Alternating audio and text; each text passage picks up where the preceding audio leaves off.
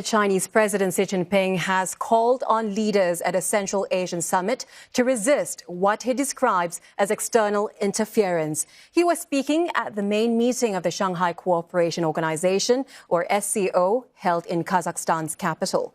Mr. Xi added that nations should firmly support each other and take control of the future of regional peace and development, and emphasized the need to handle internal differences peacefully. Russian President Vladimir Putin, speaking at the same meeting, says the multipolar world has become a reality, pointing to the new centers of power and economic growth. Многополярный мир стал реальностью. Ширится круг государств, выступающих за справедливое мироустройство и готовых решительно отстаивать свои законные права и защищать традиционные ценности. Появляются и укрепляются новые центры силы и экономического роста. Убеждены, что Шанхайская организация сотрудничества наряду с БРИКС являются основными опорами нарождающегося нового миропорядка.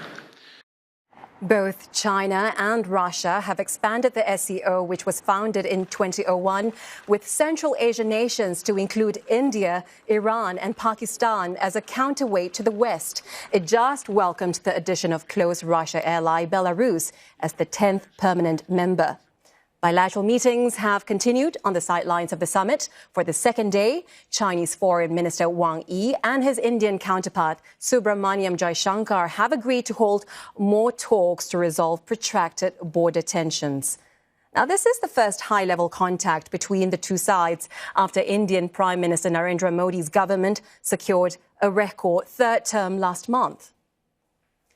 Now, for more, Olivia Siong joins us live now from Beijing. Olivia, it's good to see you. What was Mr. Xi's key message to SCO members this time, as it is also prepares itself to take over chairmanship next year? Shah, it's good to see you too. And I think when it comes to President Xi's message, it was veiled, but he was also abundantly clear and strong in calling for SCO members to unite against the U.S.-led West, specifically saying that they should ensure security in the face of, quote, a real threat from the Cold War mentality, also calling on the bloc to safeguard the right to development in the face of real risk of small yard and high fences, and to join hands to keep the industrial and supply chain stable and smooth. Now, this is all language that you would find familiar because China has used it frequently to hit back at what it sees as U.S. actions to try and contain China's development, including, for example, those U.S. export restrictions on semiconductors or those tariffs on green technology. And also, as we see China continuing to invest and put in money into Central Asian countries, particularly with its ambitious Belt and Road Initiative. Now, this comes also, as we've seen in the last few days, the close China-Russia relationship on full display during their bilateral meeting yesterday, in which they pledged continued friendship. Both sides, we know, have grown closer to each other as they have faced trouble with the U.S. as Russia continues to be isolated internationally following Moscow's invasion of Ukraine, also as Beijing has been accused of helping Russia sustain its war in Ukraine. Now, we also know that the SCO was founded by China and Russia back in 2001, a show of unity, perhaps even adding Belarus as an official member, as we know that country is a key ally of Russia as well. Shah.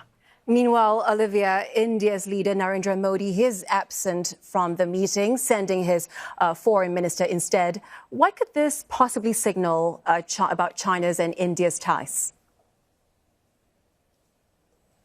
Well, we do know that China and India have not had the easiest of relationships historically, also escalating after the 2020 incident, which saw India and Chinese military troops killed along their border. Also, as India is viewed to be increasingly aligning itself with the U.S. And so President Modi's absence being seen by some observers as perhaps trying to distance India from the the SCO amid all these geopolitical tensions, although we do know that President Modi, according to the Kremlin, is set to visit Russia and meet President Putin next week. But the foreign ministers of China and India meeting on the sidelines of this SCO event, and from China's statement on the meetings did seem cordial, in which China's top diplomat Wang Yi reportedly told his Indian counterpart that the two countries must probably handle and control the situation in the border area